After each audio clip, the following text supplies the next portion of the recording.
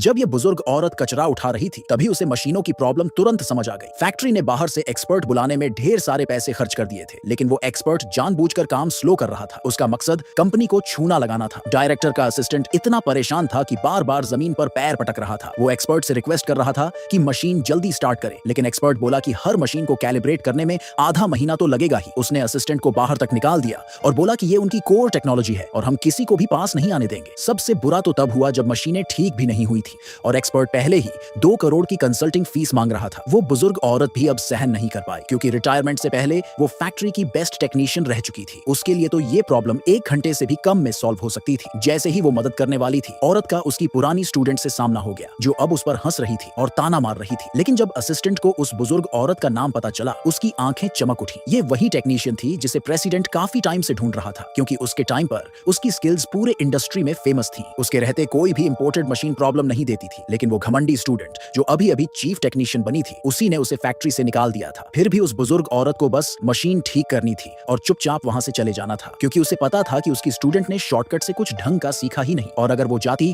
तो मशीनें जरूर फेल होती। पर स्टूडेंट को उसकी वैल्यू समझ नहीं आई और उसने उसे बहुत बदतमीजी से भगा दिया। उधर दूसरी कंपनी का प्रेसिडेंट भी बड़ी टेंशन में था। उसकी मशीनें कभी ठीक ही नहीं हो रही थी। उसे पता था कि वो विदेशी एक्सपर्ट जानबूझकर टाइम खराब कर रहा है, पर उसके पास कोई ऑप्शन नहीं था। और जो अकेली इंसान वो मशीनें ठीक कर सकती थी, वो तो राइवल फैक्ट्री में थी। जब तक उसे पता नहीं चला कि वो बुजुर्ग औरत तो पहले ही निकाल दी गई है, उसने तुरंत अपना असिस्टेंट उसे ढूंढने भेज दिया। इधर वो घमंडी स्टूडेंट एक दिन से मशीन रिपेयर कर रही थी और एक मशीन तो उसने जलाकर ही रख दी थी। बाकी भी धीरे धीरे फेल होने लगी, लेकिन उसने गलती मानने से मना कर दिया। वो बोली कि चिप्स पुराने हैं और 6 लाख के नए पार्ट्स चाहिए। उसे फर्क नहीं पड़ा, क्योंकि पैसे उसके नहीं थे। बॉस को डिलीवरी पूरी ना कर पाने का डर था, इसलिए मजबूरी में फिर से उसी एक्सपर्ट को बुलाना पड़ा। उधर वो बुजुर्ग औरत जिसे निकाल दिया गया था, अब घर भी नहीं था उसके पास। वो तो बस स्क्रैप बीन कर किसी तरह जिंदा थी। उसी दिन वो फैक्ट्री में कबाड़ उठाने आई थी और उसने देखा कैसे वो एक्सपर्ट अपनी टेक्नोलॉजी का डर दिखाकर कंपनी पर प्रेशर बना रहा है। तभी प्रेसिडेंट को रिपोर्ट मिली और वो दौड़ता हुआ आ गया। जैसे ही उसे पता चला कि यही बुजुर्ग औरत वो बेस्ट टेक्नीशियन है जिसे वो इतने टाइम से ढूंढ रहा था, उसने इमोशनल होकर उसका हाथ पकड़ लिया